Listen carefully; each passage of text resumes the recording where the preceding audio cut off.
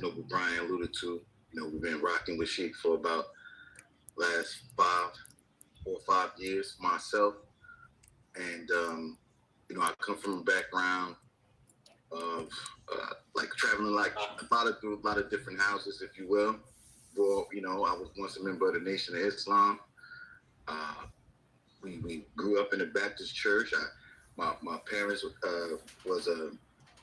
traveled through the Jehovah's Witnesses for many years as I was growing up. So I was exposed to how you say religiosity from a young age. So long story short, I also am the technologist of the group. We dabble a lot with front end design, back end development, as far as web development, software, and graphic design. So do a lot of that stuff here. A lot of the things that you see on the BBT on a digital level, I produce with the help of the Nobles. So, we welcome you, and we anxious to hear more about you, Noble. Peace and love.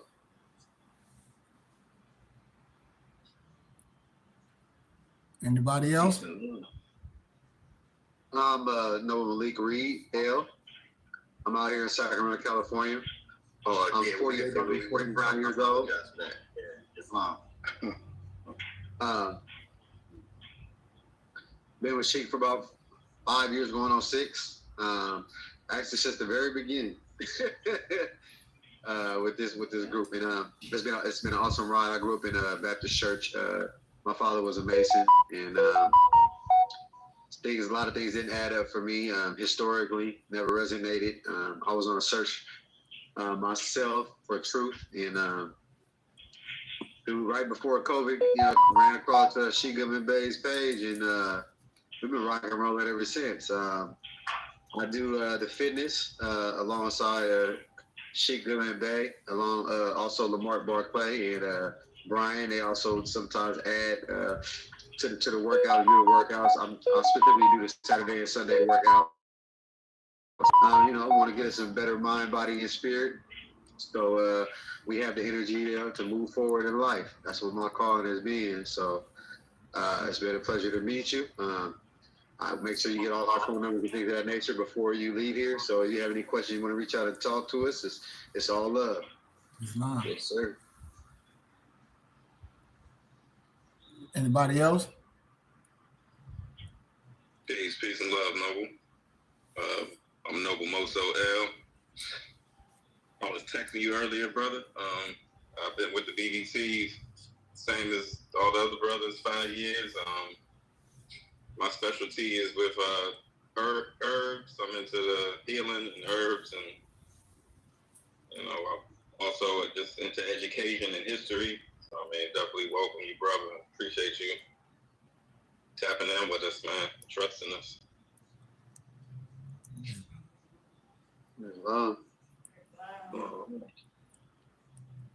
Dantes, you there? Noble. He's Noble, and welcome aboard. I'm Noble Dantes Smith L.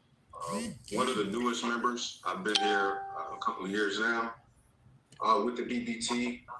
I've been through my own personal journey with just kind of, figuring out religion. That was one thing that was just kind of tossed into, my face as a kid. So my family, they were a part of the Christian church. So we would kind of dibble and dabble with Christian church. We kind of stopped going when I was younger, and I was reintroduced to it in my 20s. I'm now 34 years old. Been with the BBT for a couple of years now. I found the BBT and Sheik specifically just kind of online.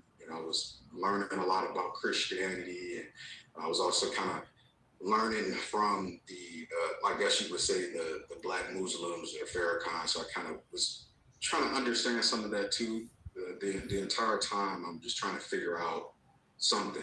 And it started making more sense when I came across the Supreme Mathematics video on YouTube from the BBT and Sheik. And, from that moment on, I was following the temple, and I joined in 2022, the temple of school.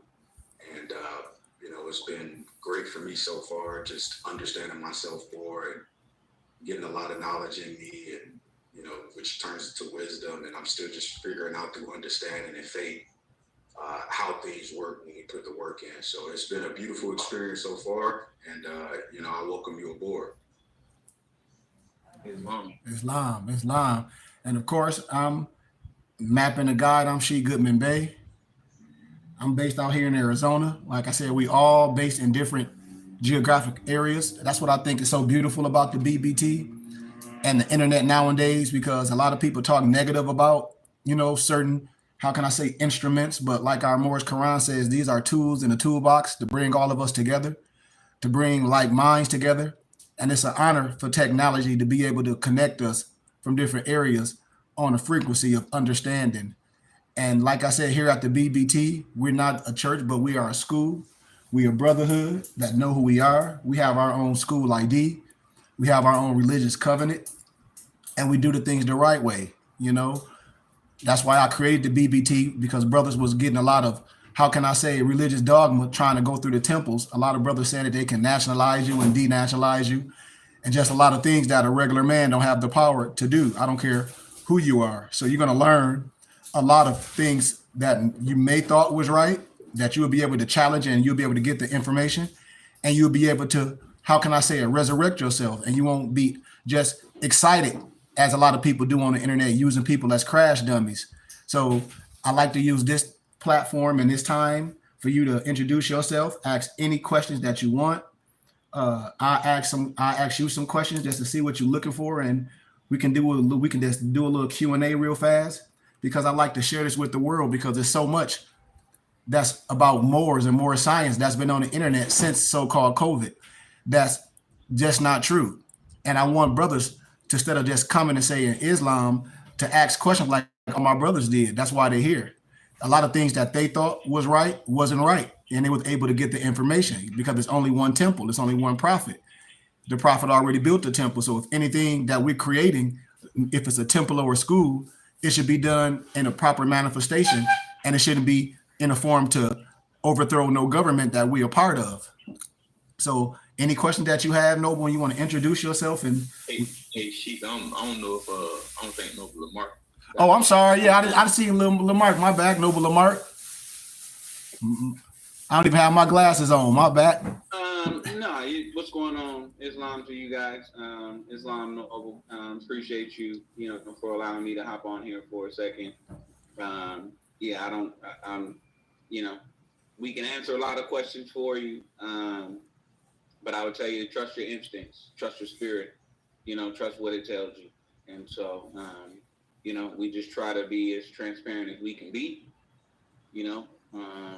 and not make this some magical that, you got to sprinkle some fairy dust and that's just not how life works. You know what I mean? There's work, there's things you have to do. And so, we're here to answer any of those questions. And again, kudos to you for even reaching out. A lot of people won't. So kudos. Noble, you still there? You want to introduce yourself, Noble, and you can kind of ask some questions, and you can kind of give us a little, how can I say, what brought you here, and just anything that's on your mind. And remember, it's never a such thing as a dumb question. We're going to get so familiar with each other because we do so many programs through the week. We work out, we have business meetings because we own land. And so we just continue to work and continue to build and take our skills. And as we on the internet to try to build, we get ready to have another meet and greet in March. So we just a group of brothers, man, that's building and bringing people in and sharing his wisdom to try to show people what really Moors that's really in the community is all about, and not a whole bunch of internet stuff, a whole bunch of hate. So it like I said, any question that you want to ask, you got the floor, Noble. You can introduce yourself, what brought you here and what are you looking for, what you may heard or etc. And just to give the world a little crash course on what they might believe or what new people coming into a brotherhood.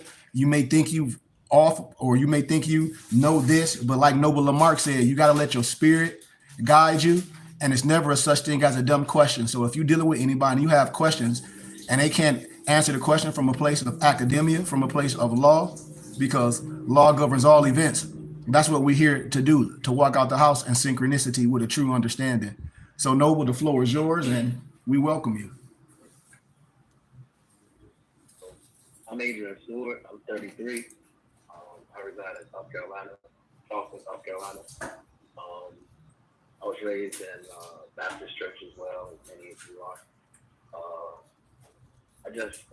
What brought me here is I was studying the book, and I just kind of get like in a place where I'm stuck, you know, not so much the how does it pertain to life, more so like applying it to life. Like I go into church, and they talking about, I mean, they're applying it to life, but I don't think they getting to the point, you know. They talking in circles, you know. They got so many points, but they're not getting to the point. And I just got a different understanding of it. So I came across more things through a barber. So before I had my hair, I had a barber, and he was talking to me about Noble Drawley, and I just started listening. I was listening to him, and he was telling me about love, truth, peace, freedom, and justice, and it aligns with the Bible. And I just started looking into it online, and I came across the BBT. Really, I came across your page. I think it was before the BBT had its own YouTube. So I've been kind of just following your page, and then I subscribed to the Temple page. I think that's how that works. Is that how it was before y'all got the Temple page? Yep. It was just your page, right? Yep. So yeah, I came across your page, and I was just following your page and just listening. Loitering is what you say, you know, just recently I was like, man, I've been loitering for a long time. I sent a donation here and there, but I was just listening, and every time you come on, I'll get an alert saying, okay, y'all on, and I was listening, I'm listening, and I mean, you're not saying anything different from what the Bible says, you know, and or what the Quran says, because I study multiple texts. So honestly, what I would say brought me here is the life, you know. I just see it as a life.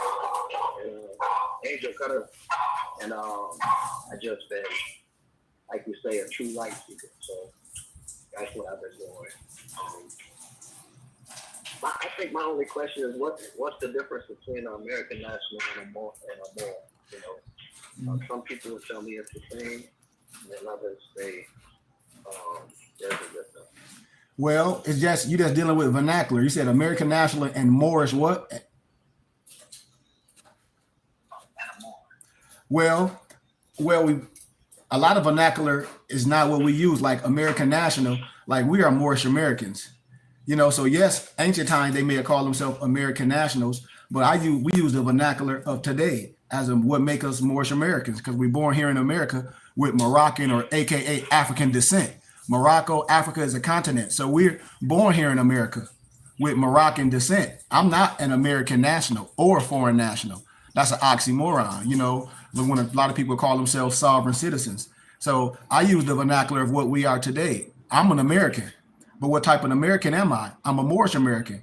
I'm not a national. What type of national I am? And an American national, that's like an oxymoron. That's like saying black or black. You know what I mean? But the type of Moorish that I am is a Moorish American, and that's what I choose. You know, that's what anybody would choose in a court of law when they say state who you are for the record. So these are just vernaculars that we should know and not get caught up with calling ourselves American national, because then you're going to get caught up in the foreign national thing. That's going to fall off. And I'm sure you may have heard of a foreign national when Moors say they some foreign national, but that's an oxymoron as well. You can't be a foreign and a national at the same time. It's just not going to happen. And so a lot of stuff, what people say is a misunderstanding because they don't fully understand civil law and constitutional law. It's just operating on a whole bunch of, how can I say, barbershop talk, but not nothing that's arbitrary or precedented or doc numbers that you can prove, to where if I'm dealing with you, I would want you to tell me what the law says, not how you feel or what you think. Because once we take it to court from an unbiased referee or a judge, you want to say, they're not going to care how many followers we have. What they're gonna deal with is the precedent and law case. So that's what I deal with here at the BBT, and it hurt a lot of people's feelings, Noble, Adrian, you know, because a lot of us, we really are not studiers. We get the Black Laws Dictionary, but those are just terms. Those are just definition terms. So a lot of stuff we don't even use in a court of law. We don't even use those definition terms because the definitions change depending on what type of law you in. And so it's just following jurisdiction. It's just, how can I say it, being lawfully correct at all times. And just like you said, Noble, we all come from different, how can I say, religious backgrounds. And that's the part that I like at the BBT, because you would deal with so many brothers and you would meet so many brothers on the internet, Adrian, that act like they've been in more science all their life, and knowing all their life they was in a Christian church, or they didn't go to church, or they went to church with Big Mama. So they have a misunderstanding, or their more science is just a couple years since the COVID came out, you know, and it's not a study. More science is a study of knowledge, order, rhythm, astrology, astronomy, nature. So all those things that we deal here at the BBT is more science. And I would love for any of my nobles to kind of, you know, add in under that. I don't know if Alonzo was still here, but that's what we do with our systematic classes each Saturday and through the week and through book clubs. We teach this from a historical place to where we remove the veil of the religious dogma, because the Morse Quran is conscribed of the Bible. It's subscribed, it's put together from the Brahmin text, the Vedas. It's put together from the Unto Thee I Grant. And it says that. And so all those books I share with my brothers and sisters so we can have a clear idea of what this Moorish science is, Noble Adrian. You will get a lot of Moors that are confused Islam and Egyptology with Moorish science, or confuse, how can I say, Kabbalah, which is our science, but it's Moorish science. Moorish science is understanding all the three religious rites. And we are Sufis, where we don't believe in nothing outside ourselves, but we have an understanding. So the first thing that we do here at the BBT is give you all the keys to study for you can have a clear understanding. And when brothers become asked to be members, and, you know, I know a lot of brothers be excited, Noble Adrian, and then they disappear. And I say, that's not a student. So Noble Adrian, what we do here, and like, I'm glad how you reached out when I tell everybody, we're a school, we're an organization. We want to be just as big as any other church or any other organization. We want to reach as many brothers across the globe. And it do take finances. But what we do here at the BBT is just like the Prophet done. We're not afraid to ask for donations. We're not afraid to let people know this is a school and a small percentage. We're not afraid to, how can I say it, Noble Adrian, to let it really be known and study. Like, a lot of people get into this because they think they're going to get some money, or they can file something and their social security number, Noble Adrian, is attached to millions of dollars. But have you ever asked yourself, if your social security number was attached to millions, shouldn't theirs be as well? You know, all those things that you might hear on the internet. It's like, well, why would you pushing me? Let me see your millions. Or I don't know if you heard sovereign citizen, and you got to expatriate from this de facto government. Have you ever heard that? So those, see, Noble Adrian, I'm glad that you come there, because those are a lot of things that a lot of brothers wouldn't say, which I would know. And a lot of times I don't say names, but I've been doing this for a long time. So I'd be knowing what's happening and how people say, oh man, I can claim your nationality, pay me these notes, or take this and go try to take this to the bank and deposit something. But all you're gonna do is go to jail and be on a domestic terrorist list. Like a lot of these brothers, that's sovereign citizens. Have you ever heard that phrase? They sovereign citizens? You see, that's what we clear up here before I build. You can't be a sovereign and a citizen at the same time, Noble Adrian. That's an oxymoron. You can't, no way. Anybody on the internet, some grand sheik or somebody talk about they sovereign citizens, and they talk that sovereign citizen talk, they're going straight to jail. The law, I don't care where you at, you can't be a sovereign and a citizen at the same time. That's an oxymoron. So if anybody coming at you like that, that's a code word for run. Get the hell out the building. And you can't be mad at that. And that's where I say a lot of brothers get caught up and they do things. And then when they come to the BBT and I start fact checking things and fact checking it, they done did so much digging, throwing dirt on themselves where it's hard to come out of that unless you go to jail first, which a lot of them do. I'm just being honest, Noble Adrian. I know. and that's what happens. A lot of brothers go to jail. A lot of brothers lose their houses. A lot of brothers lose their cars. A lot of brothers get walked out of their jobs because they don't know it's a right to work state in certain states. And they go talking that old sovereign citizen and overthrowing the stuff on the internet, and their job see it and they get walked out of their job because they don't know every jurisdiction has their own right to work laws. I don't have women a part of my group come to me and lie, but the sheriff called me and be like, yeah, we walked her out of her job, so this is what happened. So a lot of stuff that I know what's going to happen, and we're not sovereign citizens, we're not militia, we Moorish Americans, and we operate under the law. We operate under the religious rights and the indigenous people. We operate, that's Article 5. We operate under the Declaration of Human Rights, Article 15. We operate under the House Joint Resolution 75. We operate under the religious laws of the indigenous people, where we have the right to identify, we have the right to come together. And it's so much information that I'm going to give you to where you're not going to make a mistake, to where when someone coming at you, it's going to be a warning sign.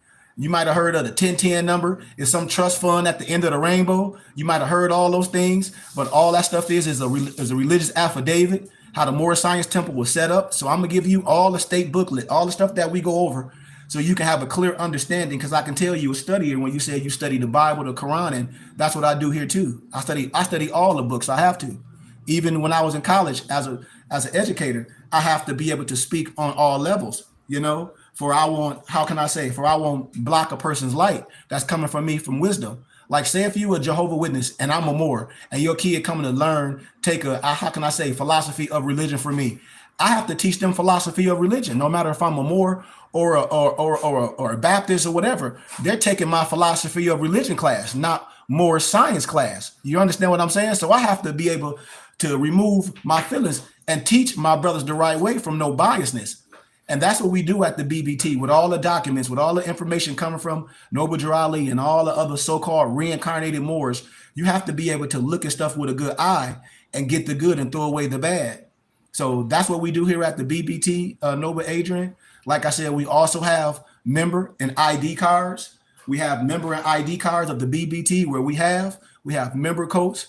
We have I think, how many study books do we give out, Noble, when brothers become members? What, about 7? Yeah, there's 7. Yeah, 7. There's 7 to 10. There's 7 main ones, but then there's a couple of supplemental joints that kind of go with them as well. So. Yeah, we give like 7 books that go with the Quran. We get a Quran. You'll hear a lot of people say, oh, the Silent Brotherhood of the East is adapt wisdom and all this. But how am I going to tell you that you got all the pieces to the puzzle, Noble Adrian, and I don't give you all the pieces to the puzzle? When I say it's this and that, and I don't give it to you for you can study on your own and come back and ask questions. So with the Moorish Quran, you're going to get, and all these will be able to be downloaded on your tablet, or you can print them and bind them. But you will get the Moorish Quran.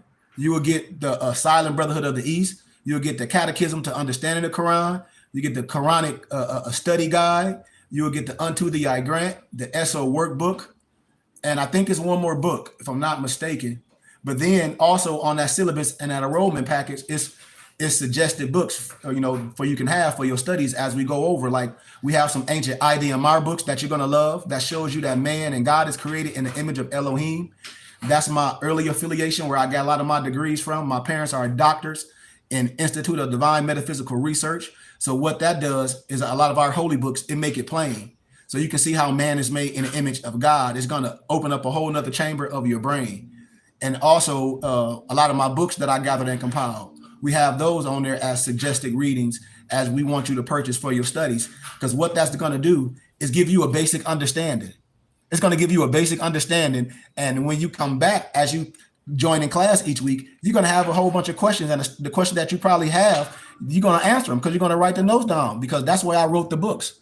I took a whole bunch of books like dictionaries and manuals and made them short compilations, for you can read them in 15, 20 minutes and get right to it. And so I offer all that as well. So any questions that you may have, remember, Noble Adrian, is not a such thing as a dumb question, because we all come from these houses. I have an Islamic background. I have a Christian background. I used to be a assistant minister in 2 big churches in Flint. I also studied metaphysics. I also went to college. I got a bachelor's degree. I got a master's degree in first century history and religion. So I've been in all religious houses for a clear understanding, just like a lot of my nobles have. So that's what we do here at the BBT. And we break the esoteric and the exoteric understanding of the biblical scriptures down to give you a clear understanding. And that's why I ask for members, and I want brothers to be a part of this, because You in where you say you in South Carolina, this is the opportunity where you to be an olive branch in your area to where brothers might be intrigued and they just jumping on the internet, following this person, following that person. Because a lot of people, they don't like to be dedicated in things. And when they hear something that sound good, they'll leave their relationship. As you getting fed good, somebody give you a quick McDonald's burger, they'll go to that. And just because it tastes good, it's not food. You start getting poisoned. It's like rat poison. The rat's not going to go to the poison because it's all poison. It has to be some in that rat poison, noble Andre, for that rat to keep going to that poison. So it's just something pleasing to the eye. Here we learn and we correct ourselves. So that's the first thing that I try to instill in all my brothers, to where if anything that you've learned or anything that you got from the streets that you want to ask, this is the place to get yourself corrected from love, from a clear understanding, so you can correct some of your brothers that may be getting ready to go in the wrong direction. And you can either save them or give them a warning. That's the only thing that can happen. You can either save those brothers that was intrigued like you and just was looking for something, looking for a quick fix, or I want to buy this, or I want to, somebody can nationalize me and denationalize me. But like you said, you have the exhument of the nation. You got this, right?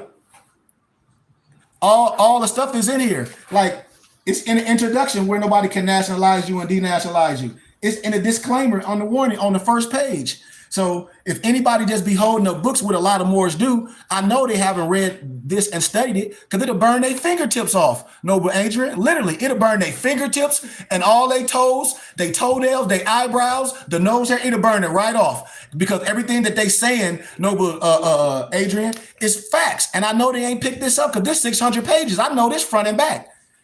When they talk about they can nationalize you, when they talk about the law, they clearly haven't read the 13th, the 14th, the 15th Amendment. When they talk about that Freemason stuff and they Freemasons and Moors, they clearly haven't read the Illuminati section to know the difference from Masonry and African Hika. It's just, I know they haven't studied this. And I know a lot of brothers just buy things to say they have it. It takes a certain amount of time and a certain aptitude. And then if you don't have the time to do it on yourself, isn't it beautiful when you can have a group of brothers that you can say, where I know my brothers Thursday, Friday, Saturday, and Sunday, they study, and I can ask questions. Anything that I'm going to ask, they're studying it. Why? Because we have the science. So I'm never going to arbitrarily explain nothing. I'm going to give you the facts and let you research the facts. And then you got to correct yourself. See, this right here is a correction. This is an understanding. Just like a lot of Moors deal with that straight out of Africa stuff, and they say they black. And I say, well, according to science and law, black is silver mortis. According to science and law, I didn't say black wasn't beautiful. I didn't say this phone case wasn't beautiful, but black is not a nationality, and this is an adjective. So as we start teaching things, your vernacular changes. Just like, an instance, if our freedom and if reparations is attached in law, then we cannot continue to say that we black, African American, and Negroes, because those are misnomers. We have a status, and that's what we teach here. And a lot of our misnomer black people, is Malik here. Yep, they just off because they so emotional. And so that's a couple weeks ago we broke down on being our status is being a free white, and so many people get emotional. They say, "Well, what y'all saying? Y'all are Europeans?" And I didn't say that. So it's so much of learning. It's learning and it's understanding. I said my status, my nationality is Moorish American. My race is Asiatic. I agree that I'm an Asiatic. I understand that. I'm agreeing to that. But my status is free white. If we don't understand that, then we have to be like, you know what? I need to take a course back before a person talk about they want to correct their status. And I ask them, well, how do you correct your status? They can't tell you, Noble Adrian. But a lot of these Moors will say, oh, well, I'm here to correct my status. Have you heard that? Or do you want a status correction? Have you heard that? I'm sure you have. That's what I said. See, I know. That's why I love these conversations. That's why I like brothers to be real. And when brothers say, oh, I need to change my last name. And then I say, what you gonna change your last name to? And then they be like, what you mean? I say, okay, you're not changing. You're not doing a name change. The prophet never did a name change. I figured the status correction was more so you recognizing that you're not Negro, black, and colored, and that you do have a free nationality. And going about the process of putting it on the record, or, because some people told me that the paperwork really don't matter as long as you know yourself and you just be yourself. Because I've talked to people and they're just straight up And it was like, well, you gotta declare it publicly or some way, shape, or form. Because what if there is no paperwork? See, Noble, I'm on YouTube as well, and I don't know if like it's somebody on here named William RRR, and it said, "Am I able to correct my status?" And this is what I tell everybody: when you ask me a question, I'm gonna ask the question right back to you. If you said you got to correct your status, what do it mean to correct your status? And they can't tell me. And so that's what I ask a person, because if you asking to do something, you should be knowing why are you asking to do it and what is the status correction. So the first thing a person should have done a little tittle research and say, okay, well, what are you doing with a status correction? And then they start telling me, well, my last name is the slave name. And I said, that's Al-Islam stuff. So that's the question that I ask a person, like, okay, what is the status correction, and what have you heard? What the status correction? Do anybody have? That's what I ask brothers when they say a correct status. Now, what you saying is a lot of truth in that, but we're going to add on a little bit more to it because I have the state booklet. I'm gonna send you everything how the temple is set up, a lot of things. Now remember, Noble Drew Ali, his name was Timothy Drew. So when people say, well, my last name is the slave name, well, that's not true because Noble Drew Ali name was Timothy Drew Ali. He annexed. So the first thing I tell people is about annexation. And so when I deal with the state booklet of how the temple set up, the first thing a person got to know is how the temple is set up, the vernacular, all what the government consists of. So all that education, 1 second, Noble.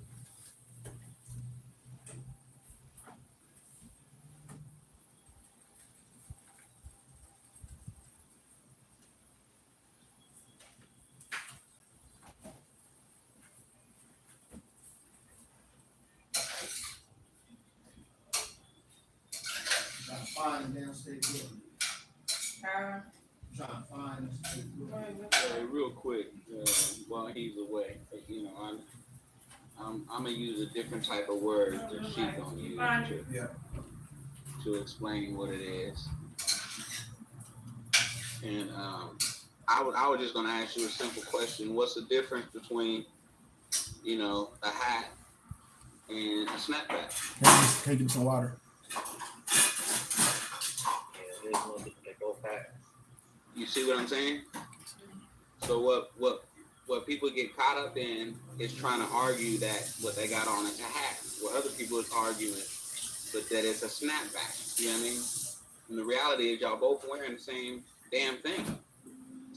But we kind of argue to the other person, right? You know what I mean? So it's really a lot of egos, which you'll really find that it makes people feel a certain kind of way to feel like they got a level of knowledge over somebody, you know, and that's where the growth within yourself, you know, you get to a space where you realize that's not what life is about. Your life is not about going out there and convincing everybody, you know what I mean, or correcting everybody, or tallying up all your conversational wins. That's not what life is about. You know what I mean? Life is about the love. I mean, that's our first principle, right? So there's a lot of ways to do things. So I'm gonna let she get back to it. I didn't want to. I'm gonna say it different than what he's saying when it comes to, you know, we look for it to be something that it's not, and so it becomes exactly what we think it is. Islam, and that's the beauty we have here at the BBT, Adrian. We got all our brothers that's gonna break it down in layman terms. I'm gonna break it down in a certain way, but all our brothers, they have it because they grasped it, and they able to speak of it from just a place from the heart and be like, wait a minute, Sheik done broke this down. It's not even that complex. It's really not. You're gonna see so many brothers. It's removing the anger, like you said, brothers trying to prove a point, and we doing a status correction, and we claiming our rights. And I say, okay, well, what's your rights? They can't even tell you. So I start throwing it back as a person that's answer your question. Okay, well, what do you mean when you a status correction? Can you answer that? Can any of my nobles answer that? Because Noble Adrian said it a little bit, like some people say it's just understanding who you are, which is true. That's one aspect of it. But what are any misconceptions of a status correction? Have anybody annexing your L or Bay to your last name when you do your signature, when you sign everything? Right. And so those are things, and a lot of people are trying to go to the DMV. Like I had a noble that wouldn't be honest, but he started asking a whole bunch of other nobles, and nobles like, well, why don't you ask Sheik? because he knew I was going to tell the truth, and I don't do things to make you feel good. I had a brother that went to the DMV that talk about he doing a status correction, and his last name is a slave name. And he want to get rid of his last name and add his Bay to his name. They thought he was crazy. Like, really, I'm just being honest with you, Adrian. The people, the lady at the window thought this Negro was crazy because she don't know. She like, what they got to do with some driver's license? Like, okay. She like, you want to, I'm a more type about, do you know the law? She like, this is the DMV. Like, you scaring the lady. She like, what do you want? Well, I want to get, I ain't no slave. And do you know the Declaration of Human Rights? No, she don't know all that. No, but Adrian, she's scared. So she gonna go get the manager, be like, I got one of them radicals. I got one of them sovereign citizens at the front door. Didn't tell everybody the truth. He started getting harassed. The police started following him with that old sovereign citizen stuff. I tell people that's a code word to get your head bust. It's a way to do things. If you want to annex your L or B to your driver's license, Noble Adrian, you don't have to make no guest appearance. All you got to do is wait till your license get ready to be expired, or just say you need a new license and annex your L or B to your name. It's your religious suffix. It's your religious suffix. Now, the number two aspect is the trumpet, because the religious rights of the indigenous people trump everything. You have rights as a religious group that make you a nation. It's a sovereign nation. So when people say they do things on their own, yeah, you got the right to be a more on your own. You born to more on your own. But why do you want to do things on your own? Why don't you want to be a nation with people behind you, with your family, a tribe, which the law say what makes you a nation, what makes you a tribe, a group of people that believe in this and that and have bylaws. So when you're part of a tribe of a nation, that means you have family. That means you adopted. And here at the BBT, we a family. We a nation, you know? So that's what I tell people. I say, yes, when you be a part of a nation and a tribe, you want that, because when the so-called COCO was out, you know what I mean, the COVID, and everybody was getting in trouble with their job saying either you're going to take the COCO or get fired. But if you had your religious exempt, you can have your religious exempt because your religious laws trump everything. And people didn't understand that what Noble Drew Ali was teaching us about the religious aspect. The religious laws trump everything. Our nationality is wrapped up in the religious laws, but brothers don't know how the temple is set up, so they lost. And so the average Moor, they started dissing religion, and they started dissing a part of themselves, which was those are the 2/5 that was taken from you from slavery, which is your nationality and your divine creed. And so it's a whole educational piece that brothers have to sit and learn, because somebody gonna always say something good to you. Somebody gonna always say, oh, they got this and they got that. But that's how people get got. That's how people get hustled, because you think you're gonna get something. You think you can sign a piece of paper and magically make something out of nothing. Then you're going to hear the vernacular of expatriating from this de facto government. You might have heard that and say, oh, we got to expatriate from the de facto government. Have you ever heard about that? You see, all this stuff. Go ahead. Actually, I have a question about that. Uh-huh. There's two governments in America. Is there two? What you say? So there is a de facto. There's two governments in America, like the de facto government, which is the republic. Well, see, and that's another thing. Like, everybody's under this. I don't care if you white, black, orange, purple, green. Everybody under the de facto government. If you got a birth certificate, everybody born here in America is under the de facto government.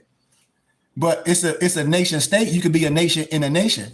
See, that's the thing. When I talk about the religious laws trump everything, I'll give you an analogy. Do you think the Mormons or the Latter-day Saints, do you think they participate with anything in the government?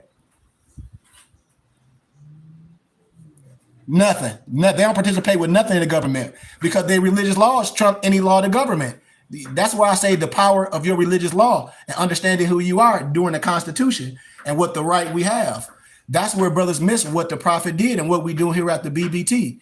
Our religious laws, our nationality, and our spirituality trump anything else in the world. It's been proven by all the mayors. It's just been proven through history. So when we talk about expatriate from the de facto government, which a lot of people are trying to teach you, when you do that, Noble, you stateless and you don't have any affiliation with nobody. So what you become is a domestic terrorist. They don't tell you this, but a lot of these Moorish groups, they're on the sovereign citizen list. And I don't, and in private, I break down all the groups and say the names. I just don't want to, a lot of people on here won't tell the truth. So if they won't tell the truth, it ain't for me to do it. It's for me to tell y'all in private. So y'all can know and save the people around y'all, you know? So you can't, expatriate from this de facto government? Because if you do, then who are you affiliated with? You stateless. You a domestic terrorist, foreign and abroad. When they talk about the FEMA camp, you would be a prime candidate for the FEMA camp. Prime candidate. Why? Because you done renounce. Yeah, real talk. Because you done renounce your citizenship. And see, and that's how I laugh. That's how a real person will laugh at him. Like, man, wow, you ain't think about that, smart guy. After you expatriated from this de facto government that you say, then who do you have affiliate with? Do you have a national status in another state, another country? Nope. Well, you stateless right here at home. And then they play the straw man stuff. Like somebody, Kenan, then a person play that straw man stuff. And I say, a lot of these people are uneducated on this stuff because since COVID, Noble Adrian, they jumped on the internet and it's just like slavery. They wanted something. You have so many characters on the internet saying that I can nationalize you. Take these notes. And it's still happening today. And brothers won't be honest and tell them that all that stuff is fugazi and they going to jail. And I'm telling you out of my mouth, it has to be done the right way. It's only one temple. And we done things the way where the Moorish Science Temple is done. That's why we the Burning Bush Tabernacle Science Temple in school. Nothing replaces nothing. Your temple ID that you're going to get is temple ID. On our temple ID, we got our tax exempt number, and it's also our travel ID, and it's all our member card, but it's all in one. It don't replace nothing. It don't replace Pooh Diddley. You know what I mean? It's not. It just shows your affiliation, and it shows who you are. I'm gonna break something down before we close because I just want to give you a little introduction, but we're gonna make sure you get all your 7 study books. We want to make sure I get your head size for your fez. And I'm gonna send you a turban as well. And we're gonna show you how to wrap your turban because we do turban wrapping classes. But anything, any questions or anything that you would need, man, I want you to not hold back and ask, because as you coming in, you're gonna be the example of so many other brothers that's asking me questions right now on YouTube, Noble Adrian. Right. That's asking me that's right now live. They ask you some of the same stuff that you asking. But brothers like he said, do I have brothers in North Carolina? Aren't you in North Carolina, Noble Adrian? No, Noble Adrian in South Carolina. But I think I have, who said in North Carolina? I might have some nobles in North Carolina as I look, but I'm not 100% sure. But I got family in North Carolina. I come to North Carolina. You know, a lot of people said, this one dude said, Will RRR. He said, am I able to correct my status? And I always ask people, tell me what's correcting your status and what you heard. Because getting rid of your last name is not no slave name. Noble Adrian, your last name ain't no slave name. What's your last name, Stewart? That's your family crest, your coat of arms. When you get a chance, you look up the Stewart family coat of arms, and you're gonna start researching all that history. Your last name ain't a slave. They named themselves after you when I started teaching about Empress Tunic El Bey. When your name is not a slave name. Most Europeans, no disrespect, when you go to the Netherlands, they named themselves after you. When you research Swarty Pyatt, aka Black Pete of the Netherlands, when you reach the Corsica flag, a lot of stuff was told in reverse. And so that's why I don't get caught up with people coming dealing with the BBT and then they leave, because I have a revolving door, because I don't have nothing to sell you. I try to teach you the keys for you can be an offshoot of what we doing. So you can bring brothers in your area so we can have more brothers and we can go state to state teaching this science. That's why I wanted you to introduce yourself and ask any questions that you had in your head before we start going on, and we getting ready to start having private classes too with just our members. So is there anything that you might have heard or you might want to know before I break a little something down and we can get out of here? Is there anything that you got in your mind? But believe me, you're going to be joining us privately on StreamYard, so you don't have to be on YouTube no more, because we send out the link every day before class, Saturday and Sunday and Friday for book reading, and you'll be able to be on here with us. So before I ended up joining, I actually ran into him more. I was out one night, but he was telling me about an Emperor Fufu. Have y'all ever heard of an Emperor Fufu anywhere? Yeah, I heard. Man, no, I'm 48. I'd have heard of it all. I'd have heard of it. I'd have heard of everybody. I'd have heard of everybody alias. I don't hate on nobody. I just let a person give me some information or whatever, and then I give them information. I say, have you thought about this and research this? That's all I do. So is that like, he was just telling me, like, anybody with the with the what is it called? When you have a nonprofit organization, a 501c3. Yeah, 501c3. Mm-hmm. Basically, they not true more. That don't even make no sense. That don't even listen. I'm glad I wasn't listening to that. I'm glad, Adrian. This is the thing about people. They'll say so much stuff, and they'll say, "Okay, well, are they asking for dollars? Are they asking for donations, or are they or anything? Do they charge anything they do? They got to be some type of organization, or you're not going to be able to claim it." See, the thing with the Moorish Science Temple of America, once I show you the state booklet, our 101099, we have a tax exempt ID. The Moorish Science Temple of America has a tax exempt ID. I don't know what people be talking about. So that's a way where people can donate, and then they have record of you donating to a real organization. You can look it up. Just like when I talk about the 1099, it's not a trust fund at the end of the rainbow. It's a religious affidavit that can be looked up in the CCRD. The CCRD is the County Clerk Recorder of Deeds. And I already showed people this. I got the paper. I had one of my nobles send it to you, where a lot of these old Moors be lying, talking about it's some trust fund at the end of the rainbow. But the court's like, man, you got to be retarded. And I give you the precedent in law cases to be like, some of these old people just be lying because you don't know.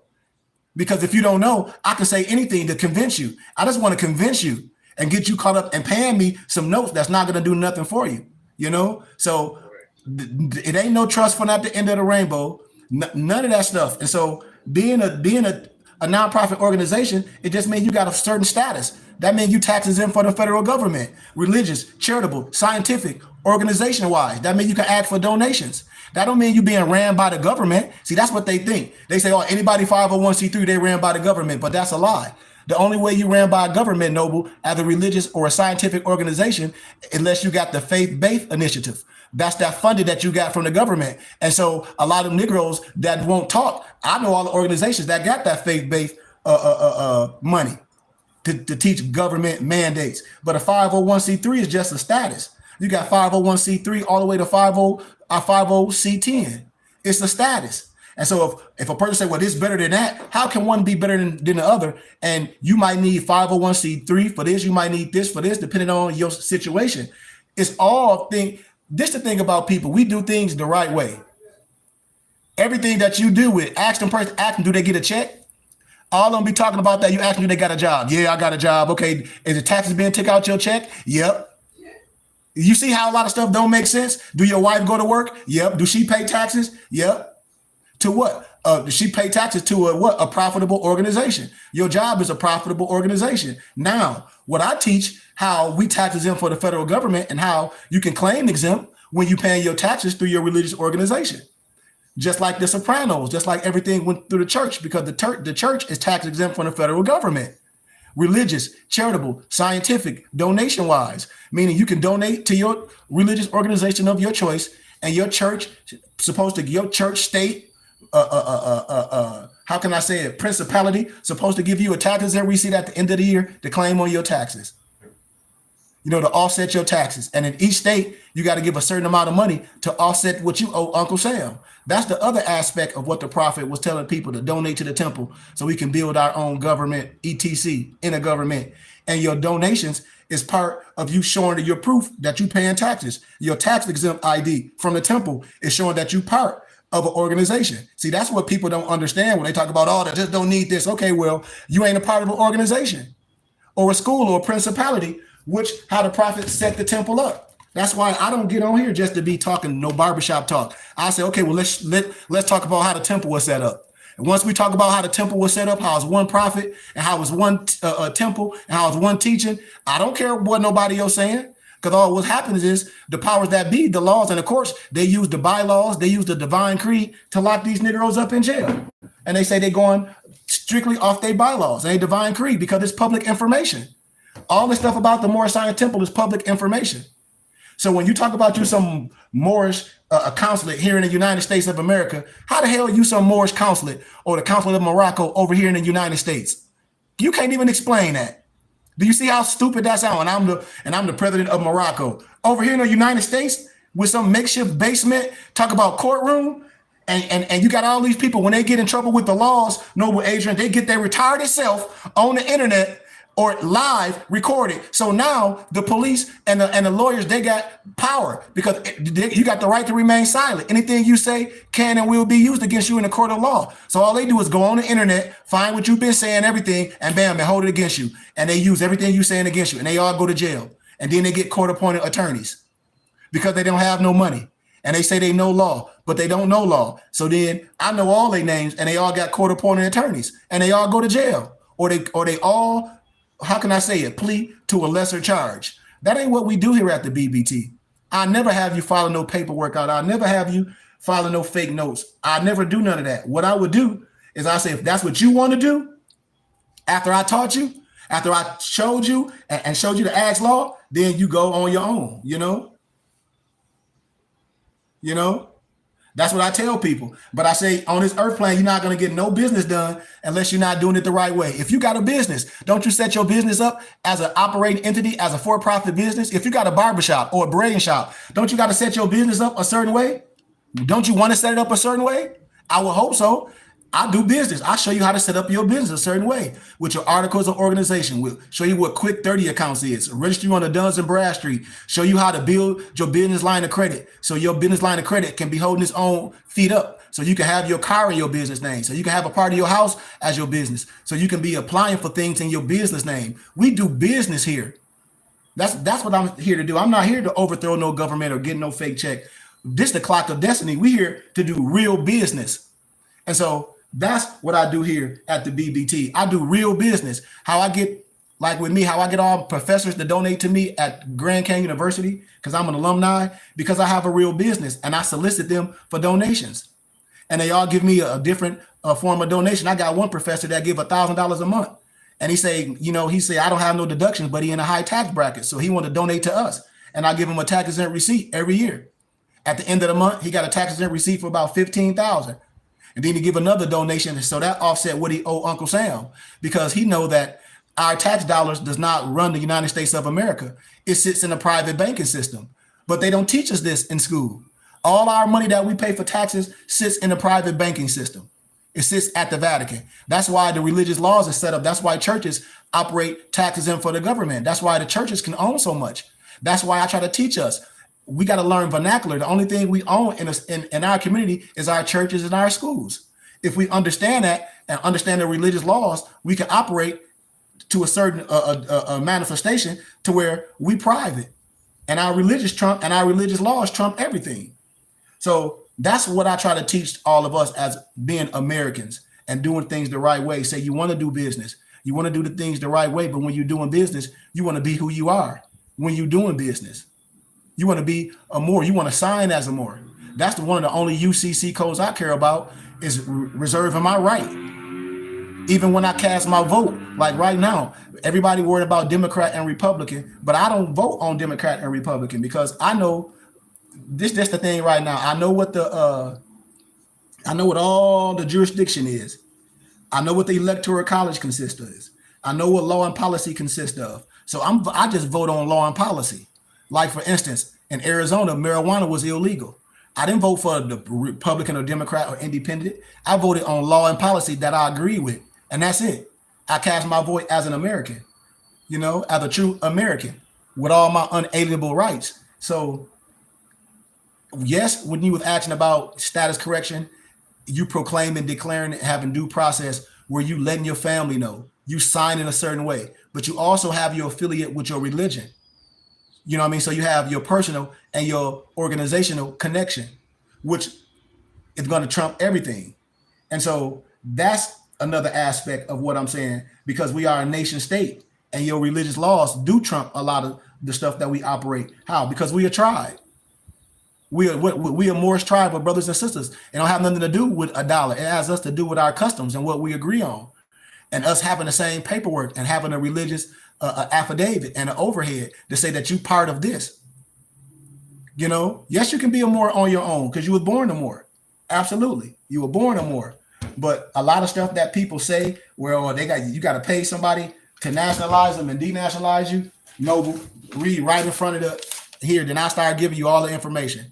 Then I start bringing a lot of stuff out of you. When people think it's Moors don't go to jail, Moors go to jail. I'll start showing you the real consular court stuff when they talk about you don't go to jail for this or you're going to go to jail.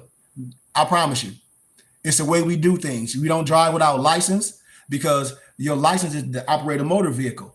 Do you have the right to travel? Yeah, you got the right to travel. On your feet, on a horse, drive your damn tractor in your yard. But you own the highways and byways. So it's a lot of stuff that I teach people that I say, if that's what you want to do, you do it. I got a cousin in Florida that drive with a plate that say not for hire. And he get harassed all the time. Do he get out of jail? Yes, he get out of jail. Yes, he got out of jail, but he getting harassed every day, getting held up. So much stuff happens. It's like, what's the purpose of you doing that?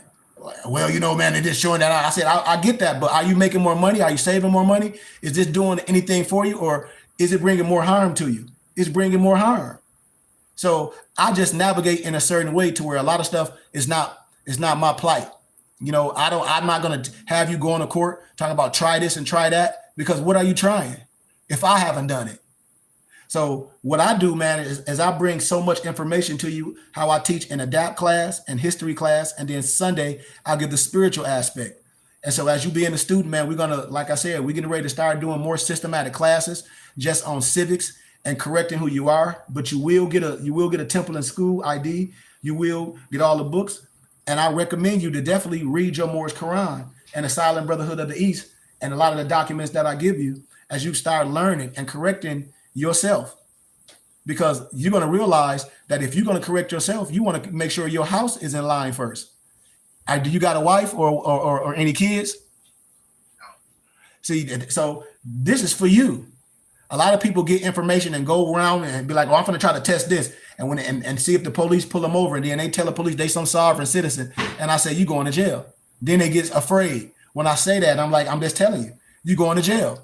Because that cop don't know no law. You talking to a person that did some training in 8 weeks. He didn't study no law. Your whole thing is to go home, is to go to court and prove your plight in court. They might not even show up, so the referee will drop the charge. It ain't your thing to be arguing with no damn gold cop with no badge. That ain't even your mission. So I'm gonna be able to give you a lot of information, Noble. I know it's a lot, but it's just so much, man. Like, I don't even know. I don't want to, try to talk about too much or talk about too little. I'd rather you ask anything. And then as I begin to start teaching, as you start coming to class, everything will come out, because everybody had the same question that you had, Noble. Believe me, everybody.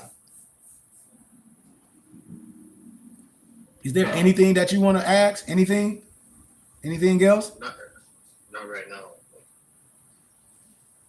Any of my nobles, is there anything y'all might want to throw out there that y'all know that the noble, it might be intriguing to him as he's thinking about things?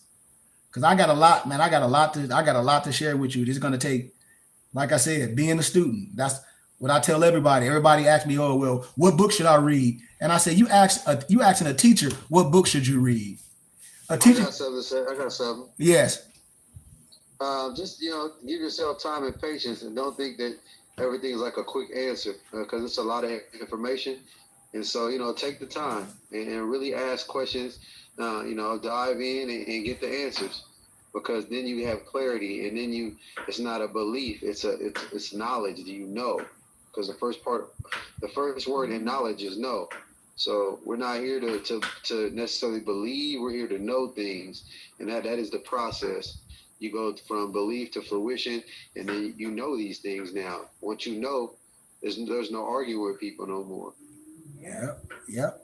Cause that's one thing I don't do, Adrian. Like, as I've been on Facebook for a long time and YouTube, you just get people asking you questions and like, what do you think about this? And what do you think about this? And I don't answer it because I don't think about it. I ask them, what do you think about it?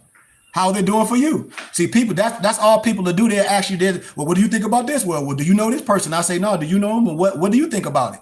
Are you operating in that manifestation? Because I'm not here to ask nobody all their questions. If they're not a student, they'll get you caught up. That's like if you get in trouble, you can't go ask an attorney 15 million questions. They're going to be like, well, are you going to retain me? Or are you going to give a certain fee for me to answer you certain questions and give you precedent in law cases? Doc number, Free Information Act. A lot of people just want an answer. And I'm not the one to give you a straight answer, because you might have the answer. I try to bring the answer out of you. So me just telling you stuff, a lot of time is meaningless to people because they don't want to study. They just want to ask you a million questions. They don't want to sacrifice nothing. They don't want to be a part of nothing. They say, well, I study under my own ancestors. Well, I say, well, your ancestors should have told you the answer then. That's what everybody tell me. Well, I don't need to be a part of nothing. I study on my own. I say, well, why are you answering me? If you study on your own, why are you even on my YouTube page answering me 15 million questions every time I jump on here? The same people. It'd be the same people. And they say, well, I ain't part of nothing. I don't need to be a part of nothing. I say, well, why are you asking me 30 questions every time you jump on my page if you say you study under your ancestors?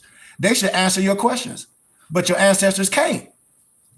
Especially when it's pertaining to today's, when it's pertaining to law, when it's pertaining to not arbitrary explain nothing, when it's talking about precedent in law cases, doc number, Free Information Act, quid pro quo, habeas corpus, all these things where a person will ask me, they don't know the answer to it. And I throw it back at them and I say, now go ask anybody, any lawyer, anybody, they're going to ask you who you've been speaking with, because I've done this in my academia study. I've studied civics, I study law. Habeas corpus is a misrepresentation. Habeas corpus, you know what that is, don't you? Is that what it is? Like Misrepresentation. Like if I retain a lawyer and they misrepresent me, or they working with the prosecutor to convict me. Yep. And Noble. And that's what happened with a lot of these brothers in their cases. They don't even know that their attorney, and they don't, with almost like what's happening with the YSL, with the Young Thug case right now. With a judge, the prosecutor attorney, and they are going to office and already make a deal. Is there a limitation on, say you can prove that you've been is there a limitation on that? Yep. There is a limitation on it. Yep. I mean, like, for you to get justice. Yep. It's just like any other case. It's just like any other case. And I'm glad you said that, because it's another law term that shows everything is Latin pretty much. Most of the stuff is Latin. When I talk about like civil mortis, like black, just to sum it up like this, black have no rights in a court of law. Put it like that. So when we go in and get a lawyer, or if you pay for one off top, they're going to always play stupid a little bit, because they're working with the courts. It's already a certain level that they go by. That's why you have your legal representative to look up precedent in law cases and doc number and Free Information Acts. Yes, it's a certain amount of time, like a statute of limitations. But if you get your case and you can prove that, which you should already be knowing that, because you should know a little bit of the law, you can see that. You can defend yourself if you're competent in the law. And I show all this stuff down. Just because you pass the bar don't mean a person know the law. So before I even got to your page, I was on I think it was like RV Publications or something like that. RV Bay Publishing. I know what you're talking about. Yeah, so I was on there, and there's this I think either it's a law or it's just something that's on the page where it says anytime you've been done wrong by the government, or like the police or policy enforcers or whatever, any more can go back at any time to correct it. Like anytime you've been mishandled by law. Well, okay. Anybody can go and correct law if you're an American, if you operate under law. Could I answer this question real quick? Yes, you can. I'm not gonna give an answer that's gonna sound anything like what Sheik is gonna give you. I'm gonna just tell you that right now. So my answer is gonna be totally different. I would say that everything, and it's just something, for to think about. Everything that I was told, about Moorish, whatever it might be, the science, whatever it is, I would say the history that I was told before I came here to BBT, that was pretty spot on, But when it came to the civics and the law that people would tell me about things, about being a Moor and this, I largely found that those things weren't correct until I got here to the BBT and studied enough to notice like where they were wrong. So I would just generally tell you, because I'm familiar with RV Bay Publications. I mean, I can cite off numerous sites like that are out there. They ain't the only one. Mm-hmm. So I would tell you when it comes to civics and law, I didn't always find that the stuff that I heard other more saying or sharing or advertising was always right. A lot of times when it comes to the history was much closer to being right. You know what I mean? You know, now there might have been, you know, I learned a lot since I came here, so my history understanding and expansion of it is just vast from where it used to be. But the history wise, you know what I mean? You know, that was pretty on point. But the civics and the law part, just to let you know, most of what I heard before I came here wasn't correct. And I'm sure you probably heard, you've mentioned some of them now, you know, a lot of different things. So I just want to put that in the back of your mind when you get to asking questions. If it has to do with law, you probably didn't get the full picture, you know what I mean, before you came here. So. Yep. And I would like to add something. It's like, as far as being, you know what I'm saying, a student, everything, a lot of stuff you can trace, you know what I'm saying? So things that are untraceable, they may be fugazi. You know, law has to deal with history. So a lot of things have precedents. You know what I'm saying? A lot of things have doc numbers, you know what I'm saying? So if somebody telling you a law, or giving you a specific law, they should also be able to show you where that law has been used in history. You know what I'm saying? If you can't find that, it may be imaginary or you know, a fallacy. Islam, well, very well said. Like what Noble Bryan said, like you have precedent in law, you got doc number, and you got Free Information Act. So it's there. And a lot of people know that the average person don't know that vernacular. The average person is gonna take certain laws and just fill out law cases, but they don't even fit in that jurisdiction. They'll take some from Hawaii and try to say, you see, this is what happens in Florida, but that law don't pertain to in Florida. Just like a person that'll be squatting in houses, act like squatters have rights, but in the state of Florida, squatters have no rights. So it's not I'm not evicting no squatter out of my house where a lawyer would tell you to go get some eviction papers. So that means right there, if you don't know the law, that means that you admitting that this person went in contract with you when you went and got a damn eviction notice. Why would I go get an eviction notice? And why would a lawyer tell me to go get an eviction notice for someone that broke in my house? I don't have no agreement, no paperwork with you. So right off the top, they got you in a third binding contract, which is litigation and go to court. It's a whole nother paperwork where you get to kick them out and drag them out by their hair, and the police arresting them because they broke and entered into your property. You see what I'm saying? And so, like I tell people, is law can be researched, and most people know that a person not even gonna know where to research. When I talk about you're gonna deal with my client with the precedent in law case, you know what I mean? That's precedent. Precedent is this doesn't happen before, which a lot of misnomer Black people, they get examples used out of them when they say, well, I'm gonna make an example out of them. Well, you're not gonna make an example out of my client. We're gonna deal with the precedent in law. We're gonna deal with the doc number. We're gonna deal with this Free Information Act that allows me to look up these cases. That's what happened and how you judge people prior to my guy. You see what I'm saying? Those are precedent in law cases. So the law is only one law, and you can't arbitrarily explain the law. That's another thing where I notice a lot of people be lazy. I say, dude, you cannot play a monopoly, fake money with me. You know what I mean? Because you're going to get upset because I'm only going to teach you what's right and have you go research it and then come back and ask questions. That's what we do here at the BBT. You're going to find out a lot of people use fictitious names. You're going to figure out a lot of people going to court over traffic tickets and things. Not nothing that's really real. It's based off nothing. You're going to see a lot of people got fictitious names. You're going to see it's just going to be a lot of fugazi.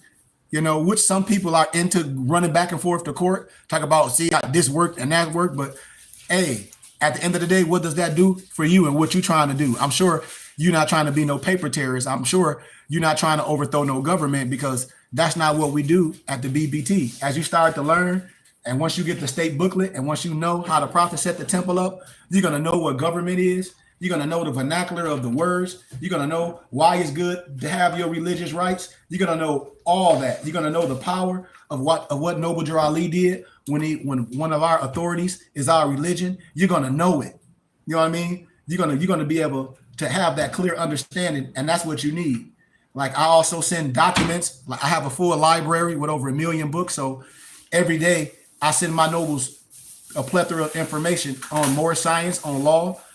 Each one of my nobles will tell you they have a full library with over at least 100,000 books, at least, on more science, on history, on just anything that you can probably think of on business finance, on real estate. Because I got one of my nobles that deal with real estate. And so anytime you're doing something, you just want to have the information to do things the right way. And you don't go into nothing dealing with me not knowing. Like my noble Dantes was on here. He's getting ready to take his real estate test, and he wanted me to read some documents. And I just took the documents and highlighted some stuff to show him that, did you think about this? Did you think about that? A lot of times you want that eye. And that's just one of my expertise. I have an eye to see things that a lot of us may not see. As a fact checker, as a teacher, where you can go back when you're getting ready to do something, or when you go in business, you want to do things the right way, because you are a business, but you want to do business the right way. As you start to navigate and correct yourself, and maybe if your endeavors is to have your own businesses and all that, you want to do things the right way. So that's all I got for you right now, Noble. But I can tell you a lot of, I'll leave y'all with this little nugget. I'll give you a little nugget. Let's see, can I find it?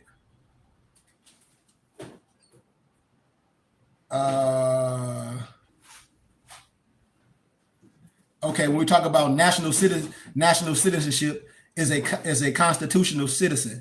Constitutional citizen is a political status tied to nationality, U.S. Constitution, political jurisdiction, and specific political status. A nation under the laws of nations. When you look under the national or state or national of the United States of America, or United States under 8 USC section 1101.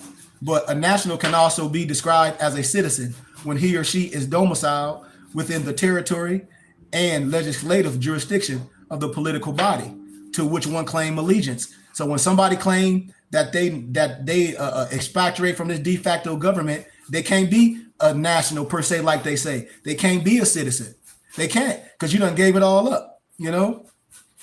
And it's a prerequisite of being a citizen. And the term can be used to describe citizen. So when we look at these words, Noble, when we look at these nodes, Adrian, we have to know the duality and the context when we're using these words. Any group of people who fail to answer up to the constitutional standards of law by name and principle, charter, because to be a citizen of any government, you must claim your national name and descent. So your national name as a people, not stripping you of your culture, is El, Bey.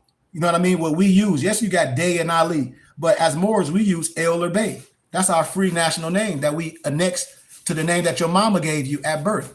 You just annex it. And so one of the powers is our political rights, our real civil rights within the religious body politic, unmolested. That's the thing that I want people to understand about, which is a checkmate. It's a checkmate. While Moorish Americans, we return it to I self law and master, you know, but all that's in our Moorish Quran.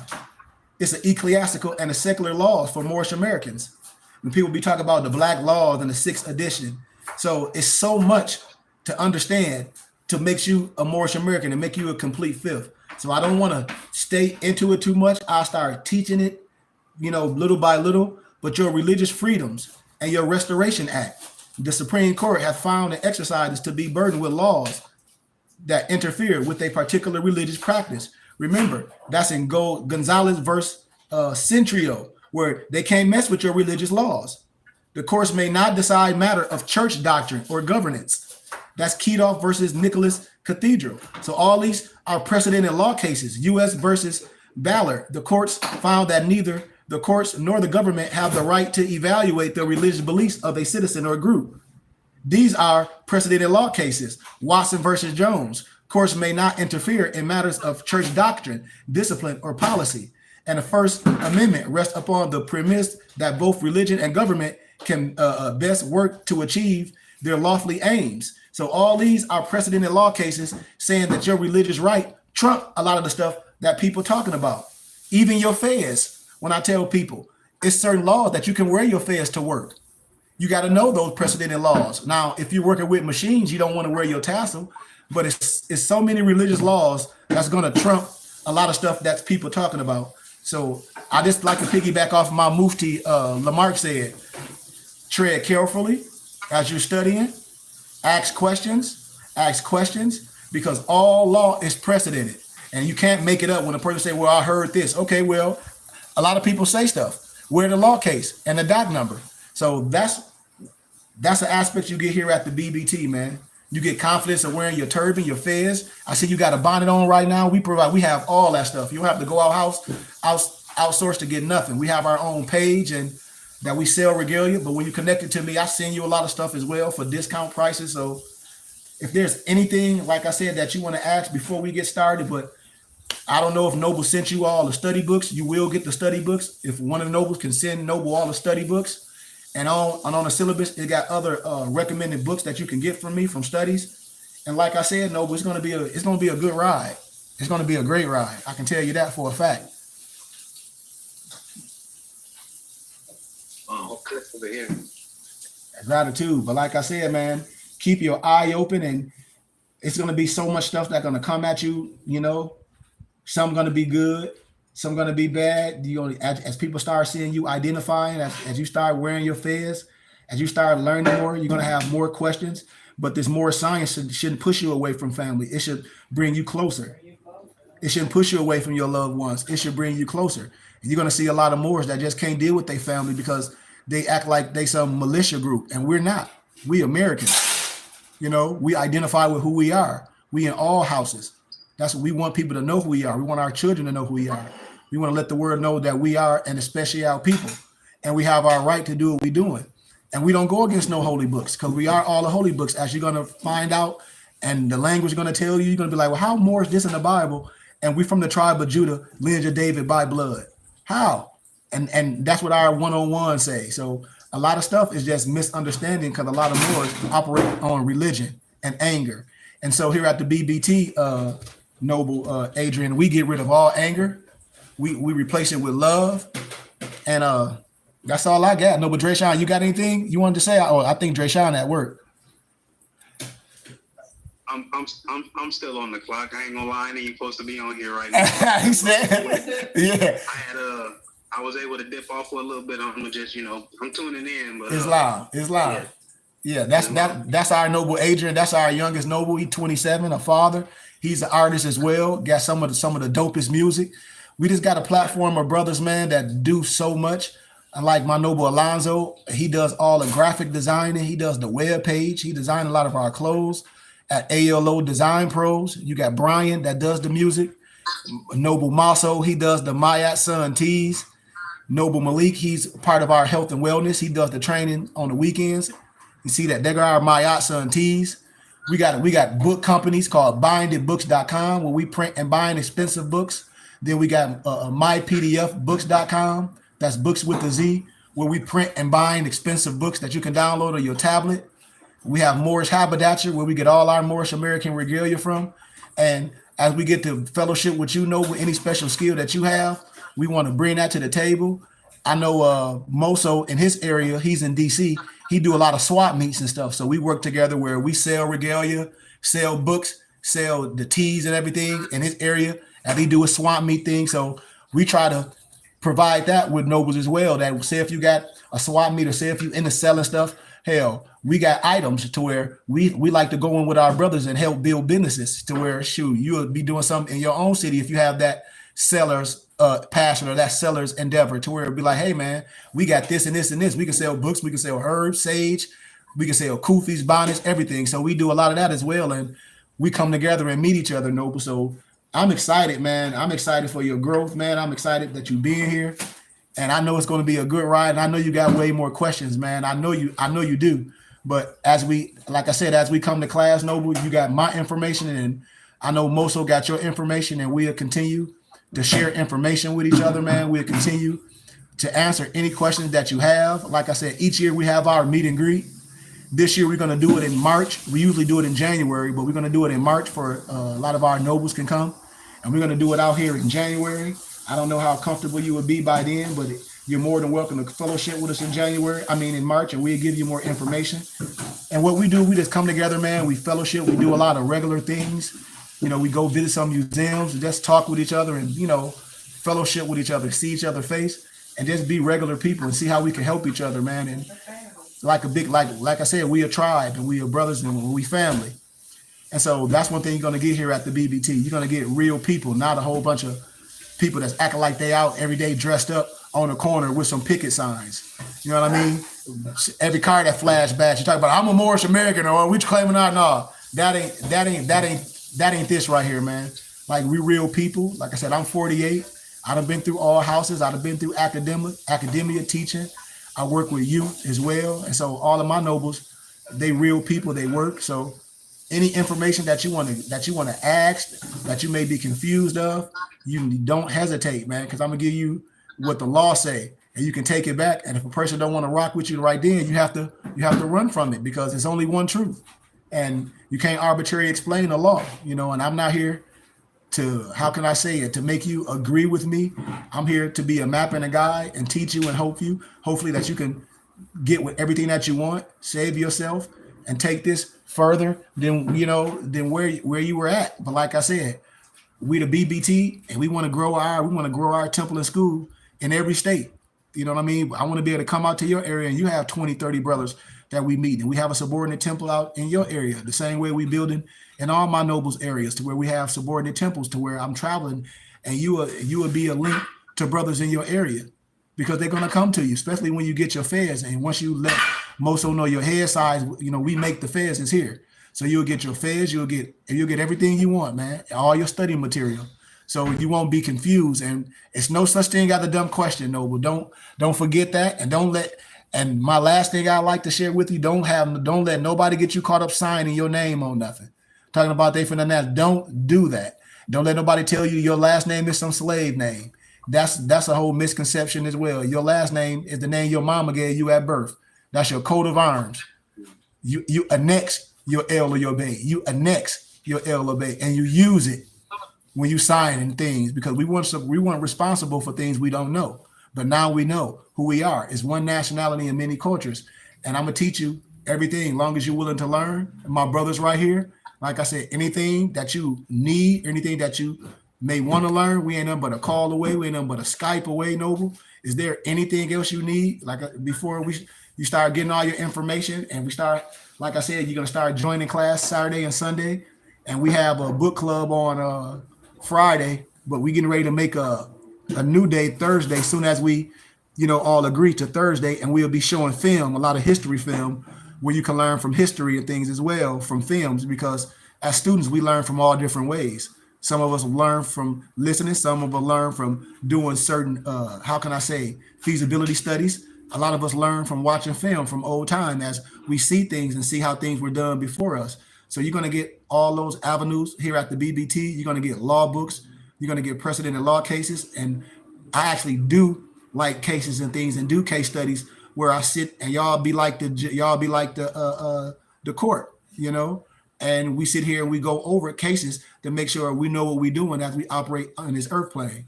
So that's just a little bit how we do here at the BBT. And you will get student ID. You will get student ID. You will get your religious affidavit, and you will get paperwork saying that you are more. It don't replace nothing. It's going to come with a disclaimer. We just upgrading a lot of our information, but we do have our student ID with all our information on it and saying who we are, with our tax exempt ID number on there. So if you go somewhere and you ask with a good voice, hey man, do y'all take tax exempt status? Sometimes the regular clerk may not know it. You might have to ask for a manager. Most places, they do take tax exempt status, and you just let them know that, hey, you part of a religious and charitable contribution, and 9 times out of 10, they'll let you use the tax exempt status, for regular purchases. But your membership ID of the BBT, it doesn't replace nothing. I want us to remember that. It doesn't replace nothing, and it's not a driver's license or nothing, and it's nothing we pull out on people. They'll be like, I'm some sovereign citizen. It's only for the Burning Bush Tabernacle for our personal use. If you forget your ID and say you go somewhere and you got that on you, in a good voice, you can ask, hey man, do y'all take religious ID? I have my ID through my religious organization. 9 times out of 10, they may let you use that as a form of ID if you're navigating the right way. Because I've done it a lot of times. When I just ran out the house jogging and I want to grab something, I don't have no ID. If I'm getting something I need to get out of the adult, I'll be like, oh man, I do got my Moorish American ID from my temple and school. And they ask me to pull it out. As long as they got my face and information on there, it's cool. But it don't replace nothing. And so that's what I want nobles to understand as I give nobles identification as part of an organization. it don't replace nothing. You know what I mean? It don't replace nothing, and everything come with a disclaimer. We're not here to overthrow no government, but we have the right to be who we are. We have the right to self-identify with our temple and school, just like any other place. Then I'm gonna teach you the civic side of it, to where the law said we have the right to be our religious organization. We have the right of our rights of the indigenous people and the religious rights. We have the right to annex our L and Bay. We have the right to have our own temple and school and have our own map and guides and ministers. And we do things the right way. You know, we registered the right way, just like the Moorish Science Temple. So we gonna always be here, Noble. Like I said, I don't be worrying about a whole bunch of people hating on the science, or a person to hear something and somebody say, "Oh, this person said something good." Somebody always gonna say something good. It was a plethora of good men in the world, but we the BBT, just like I don't dish Michigan State, and the University of Michigan, it's Ohio State. They're all universities, and I'm sure they all got good teachers. It just choose what school you want to go to. And then if a person want to compete on intellectual level, which I don't compete with nobody or have a pissing contest, because I don't want to embarrass nobody, because I know the average person is limited when it comes to law, and they deal with emotion. So if a person want to have a quiz bowl, we can do that. We can do that on law and history and civics and finances and micro and macro and education and law and linguistics and precedent and law cases and removing all feeling. And we can have somebody that ain't no more and that's dealing with the facts. Oh, we can do that all day. But a person not going to do that, because a lot of the Moors operate on a belief system, and I don't operate on a belief system, or I don't put faith in a man. I don't operate just what Noble Drew Ali say. I operate on the law, because a lot of things people never fact check, even with a lot of Al-Islam stuff. You got to fact check stuff. If person say this is law, or they say this is a precedent, well, if it's precedent, it got to be proven, not what you're saying. It can't be a belief system, because I don't care what you believe, because your belief can be based on a lie. So we deal with what we can prove, which 1 Thessalonians 5:21 says, prove all things. So that's what I do here at the BBT. I give you precedent in the law cases. I give you all the information, how the temple was set up. And like I said, I be giving all the documents for little donations from all my nobles. My nobles be getting all this stuff for $5 to $10 to build their library, so they'll have the information, stuff that I went in debt for. You know, so anything that you need from history books, I converted everything to PDF. So it's nothing that you're gonna not be able to get your hands on, Noble, when you're dealing with me. It's nothing. Any book somebody's talking about, or they saying, well, you can't have this because it's for sheiks, they lying. I got it for you. And my nobles can attest to it. Am I lying, Brian? Not at all. I got everything for you. So do anybody want to add anything? I don't want to be too long. Anybody? I just want to ask a question. As a young man like myself, and coming into more science, and even the BBT, what would you be looking for it to do for you? More science for one, and the BBT in particular.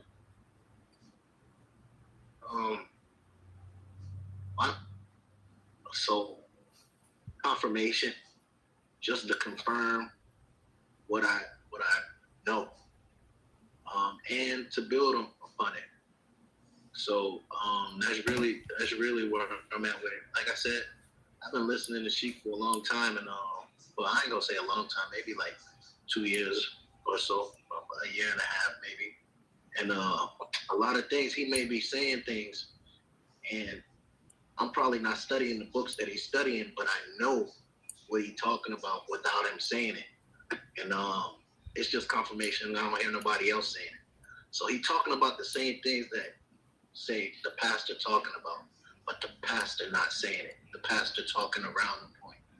You know, there's a point that needs to be made in life that's being skipped around. You know what I'm saying?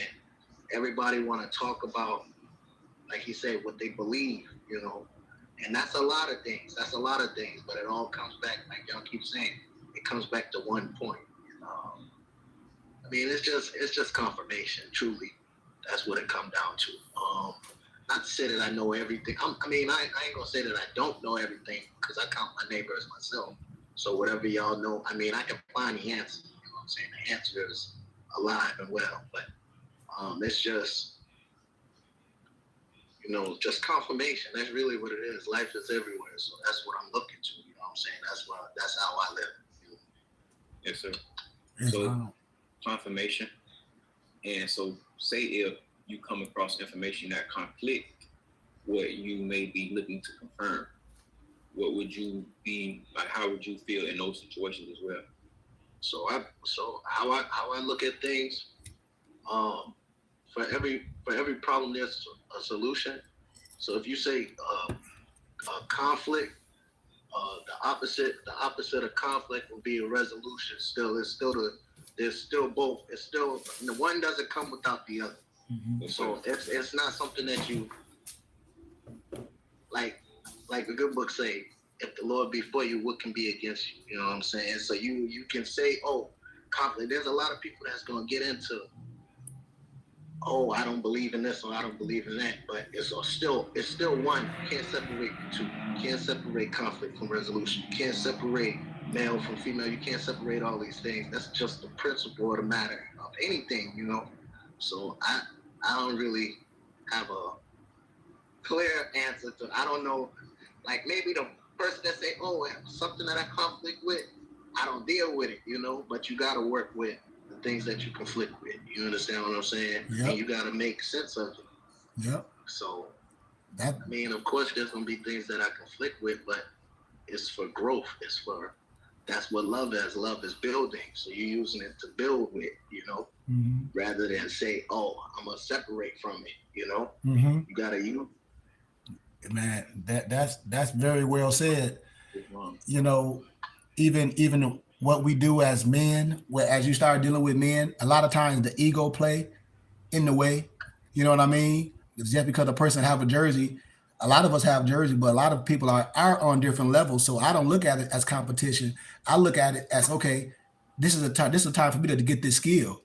This is for me to add to my wisdom. If, like I always use the analogy of martial arts, if Brian is my sensei and all he know how to do is work with weapon or with his hands, but Maso is his brother and he's a brother dojo around the corner, and he know how to work with his hands, his feet, his weapons, and he's self-disciplined and he orthodox, meaning he's spiritual, and that's what you're looking for. I'm not going to diss Brian. I'm going to add on, and that's what we do here at the BBT. We add on to wisdom, to where nothing conflicts because everything is cause and effect. So that was a beautiful answer with the science that we deal with. We would say, well, we conflict resolutions because everything has an answer. Everything is a mathematical equation. So you answer that beautifully. It's really not a conflict. It's really a time to figure it out, because it's almost like if I'm learning something, it's always going to be something that I haven't fully grasped. It's going to be something that I've heard, because you're going to hear that all day. Well, I heard this, and such and such said this, and such and such says this. And I always say, somebody always saying something.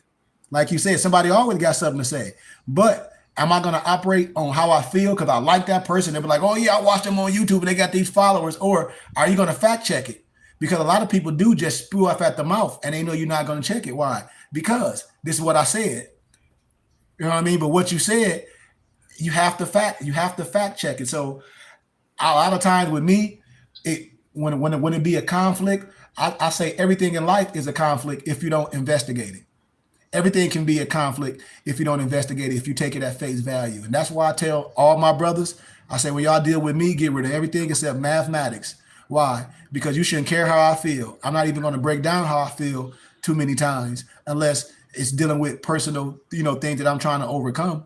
But when it comes to knowledge and wisdom, it can't be based on how I feel, because then I'm emotional. Then I'm going to break it down on how I feel. I might be angry and I'm going to come at anger or I might be want to convince y'all that I'm right. Then I'm coming in a convincing spirit, and I don't come like that. I come with what? Only have science. I only have knowledge, order, rhythm, astrology, astronomy, and nature. And all that stuff agree. So that's the only way I can come, That's the only way I can come. We, as philosophers and mathematicians and Masons that we are, like I said, even with all my brothers, when we teach and when I teach, we never conflict because we in the spirit, because we done this. We have conflict resolution. So it's good to have conflict. You know what I mean? Conflict is just a place of, I'm not 100% sure. But that's the thing. As students, we want to be sure. You don't want to take a study and say, I think I'm right with these questions. You want to know when we're dealing with law and when we're dealing with spirituality. And like I said, I'm not here to convince nobody. I'm not here to convert no one.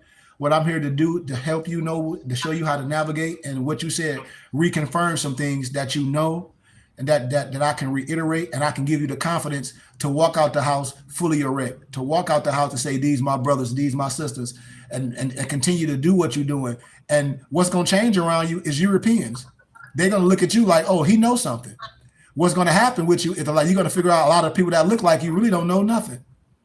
That's what's going to really start happening when people say the European is. No, they know this science because they study us to a T. As I've been through all my academic life, it's the misnomer black man that not going to know what you're going to know. That's where your conflict may come.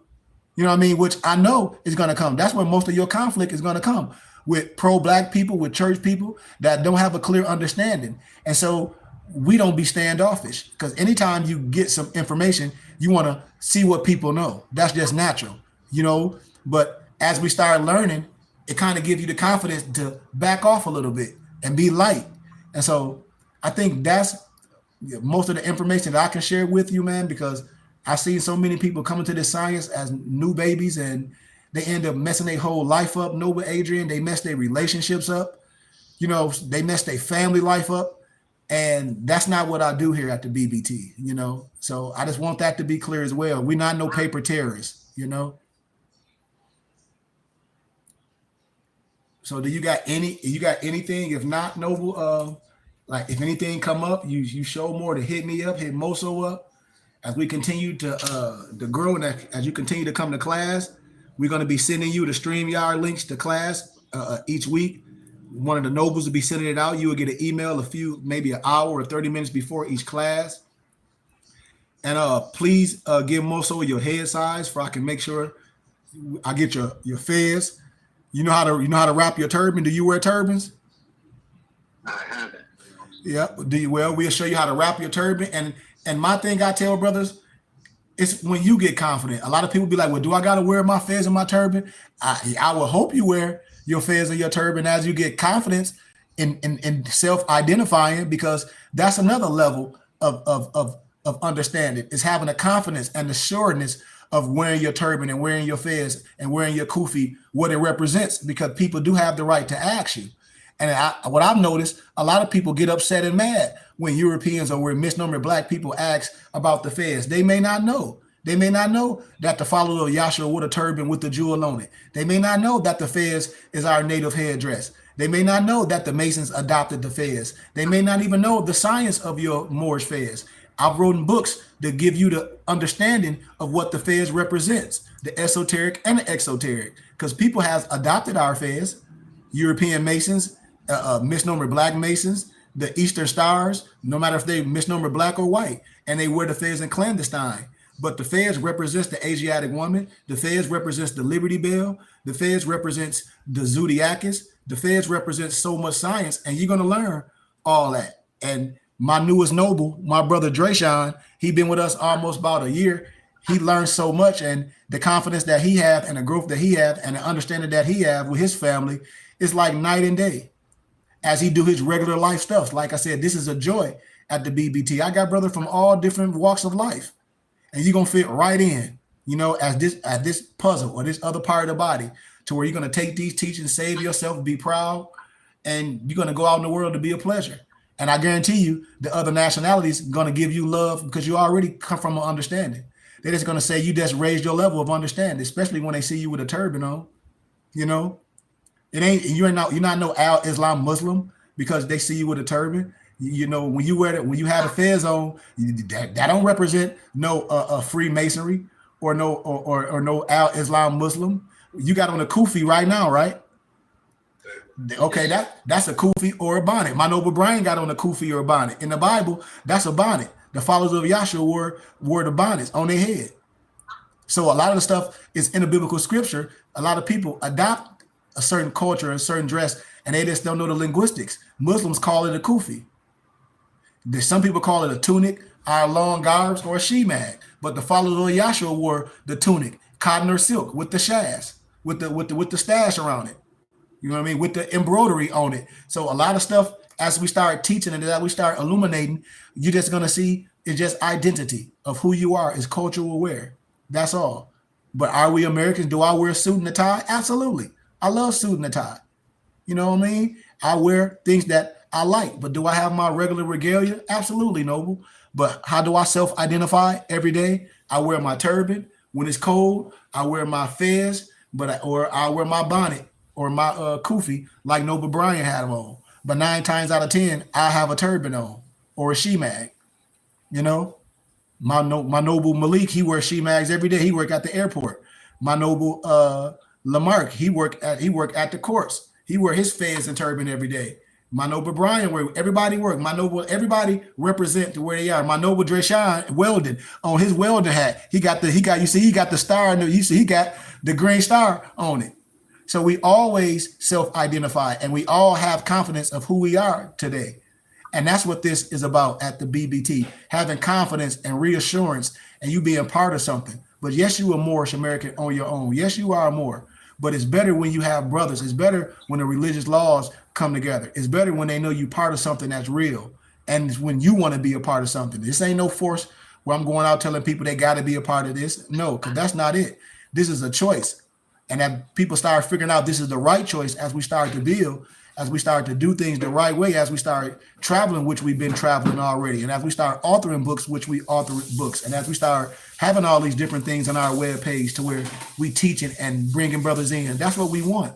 So you're going to be a great asset to this, brother. So like I said, all I can say is gratitude and Islam. Anybody got anything they want to add? I know Dantes is there.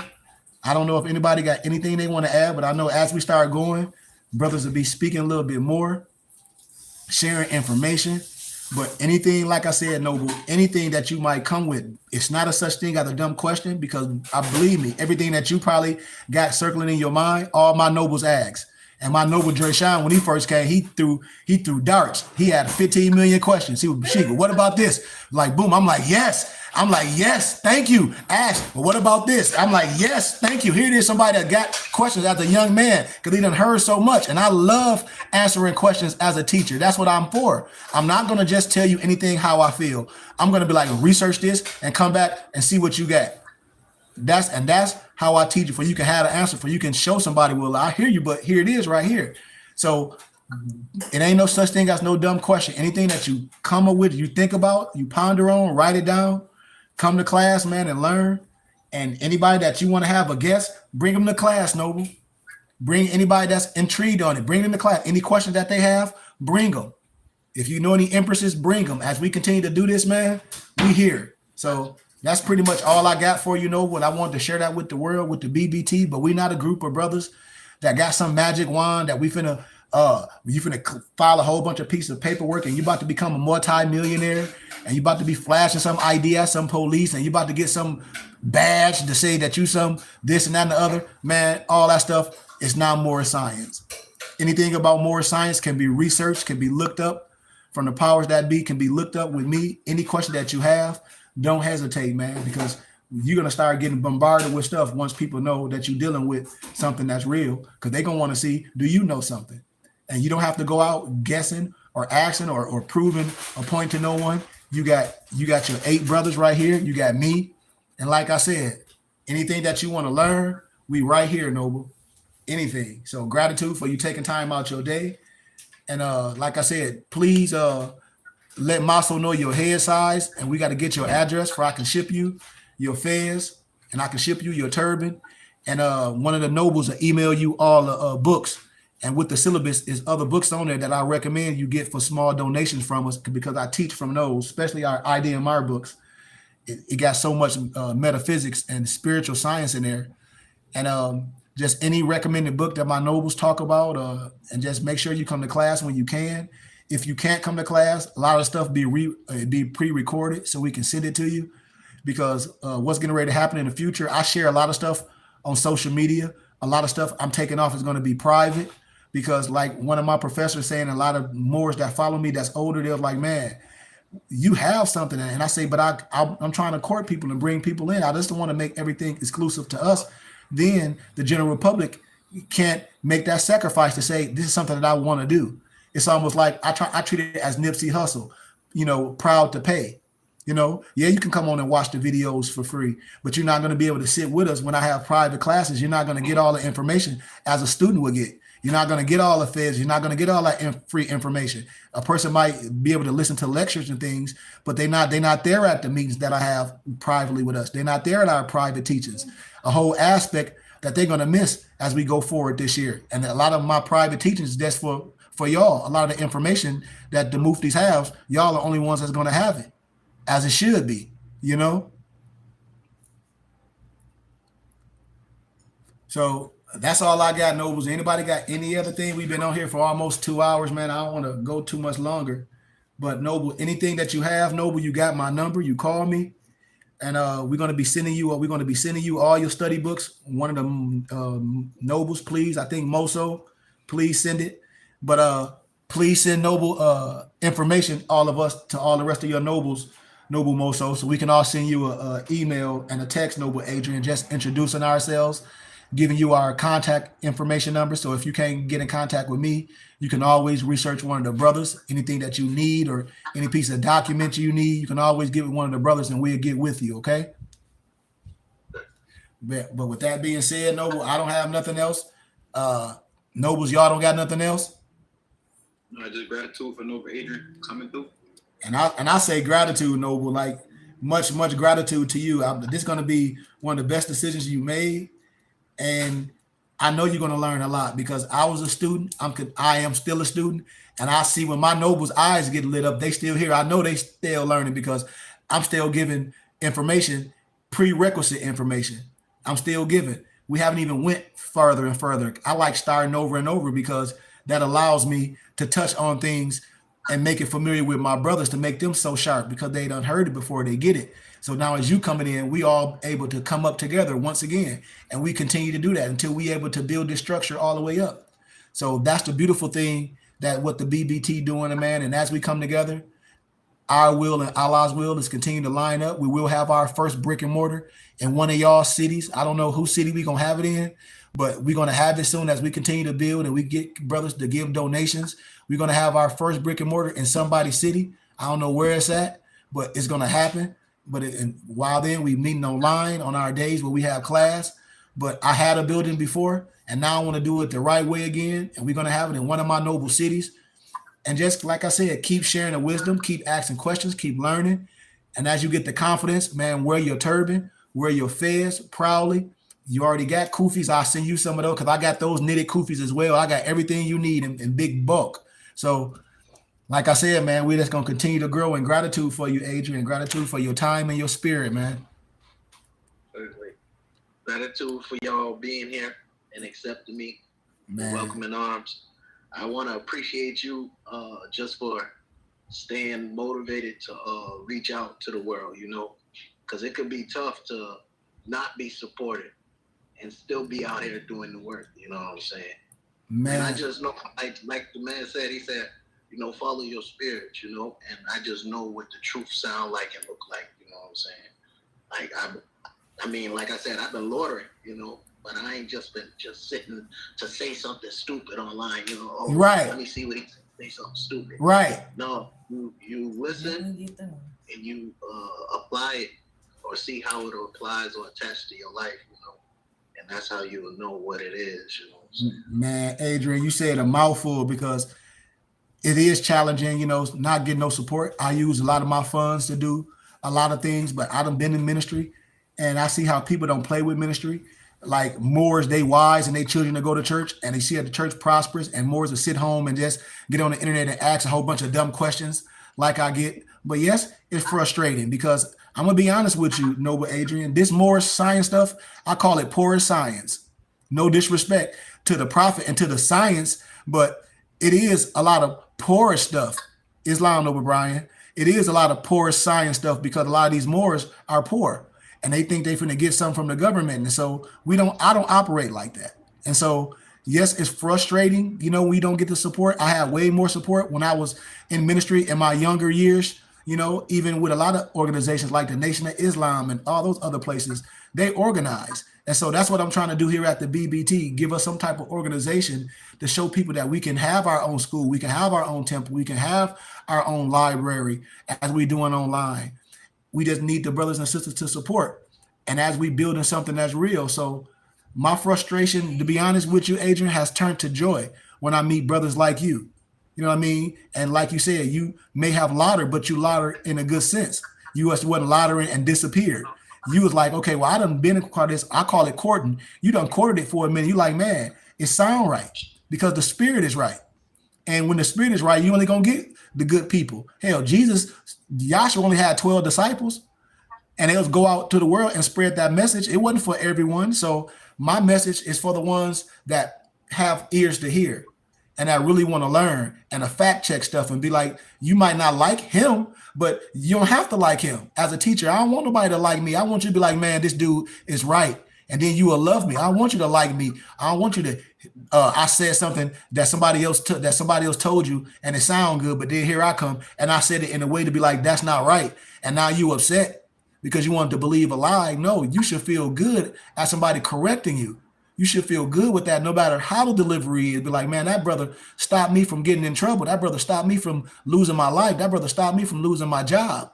So all those things that we do here at the BBT, man, it's just an honor, Adrian, when men like you come in and be willing to be students and take it to the next level and learn with us. So it's an honor, man, like I said, for you accepting my word, for you hearing what I'm saying, Noble.